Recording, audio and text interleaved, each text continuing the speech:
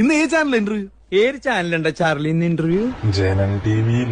ഈ നരേന്ദ്രമോദി പ്രധാനമന്ത്രി അധികാരത്തിൽ വന്ന ശേഷം ഈ രാജ്യത്തെ പാകിസ്ഥാന് വേണ്ടി ഒറ്റുകൊടുത്ത ചാരന്മാരിൽ 25 പേരെ മധ്യപ്രദേശ് ATS-ഉം ആന്ധ്രാപ്രദേശിലെ പോലീസും ബീഹാറിലെ പോലീസും NIA-യും പിടികൂടിയിട്ടുണ്ട്. 25 ആളുകളിൽ ഒരാൾ പോലും മുസ്ലിം നാമധാരിയില്ല. അങ്ങനെയൊക്കെ വഴിയില്ലോ. അതില് മാധുരി ഗുപ്ത എന്ന് പറയുന്ന പാകിസ്ഥാനിലെ ഇന്ത്യൻ എംബസി ഉദ്യോഗസ്ഥ ഉൾപ്പെടെയുണ്ട്.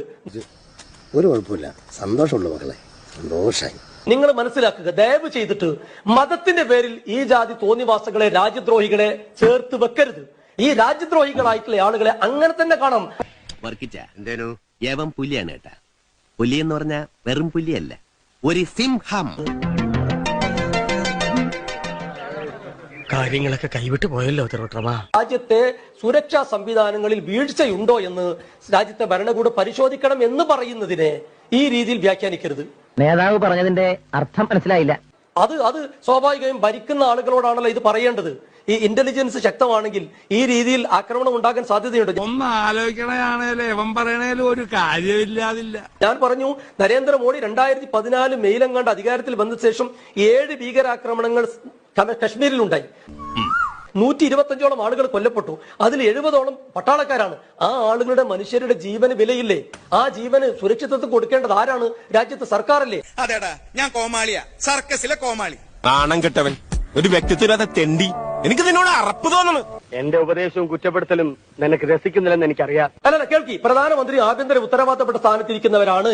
അവർക്ക് എന്തെങ്കിലും കൃത്യമായ തെളിവുകൾ ഇല്ലാണ്ട് പറയാൻ കഴിയില്ല. ബിജെപിയുടെ ദേശീയ അധ്യക്ഷൻ പറയുന്ന പോലെ സംസാരിക്കാൻ പറ്റുമോ? അതെനിക്കറിയാവോ?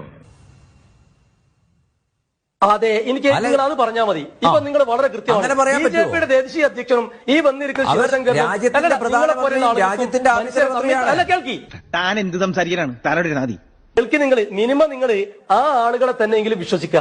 ഇപ്പൊ ബിജെപിയുടെ ദേശീയ പ്രസിഡന്റ് പറയുന്നത് പോലെ അവർക്ക് പറയാൻ പറ്റുമെന്ന നിങ്ങളുടെ ചോദ്യം. പ്രധാനമന്ത്രിക്കും ആഭ്യന്തരമന്ത്രിക്കും പറയണമെന്നതിൽ കൃത്യമായ തെളിവ് വേണം. ബിജെപി നേതാക്കന്മാർക്ക് പറയണമെങ്കിൽ ഒരു തെളിവും വേണ്ട. വർഗീയത ഉണ്ടാക്കാൻ എന്തെങ്കിലുമൊക്കെ വിളിച്ചു പറയാം.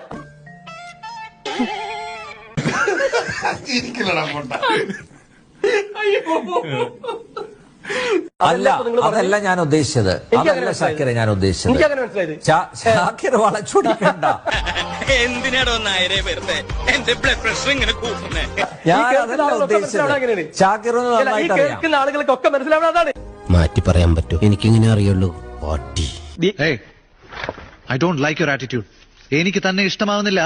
താൻ എന്നെ കയറി പ്രേമിക്കാനൊന്നും വരണ്ട.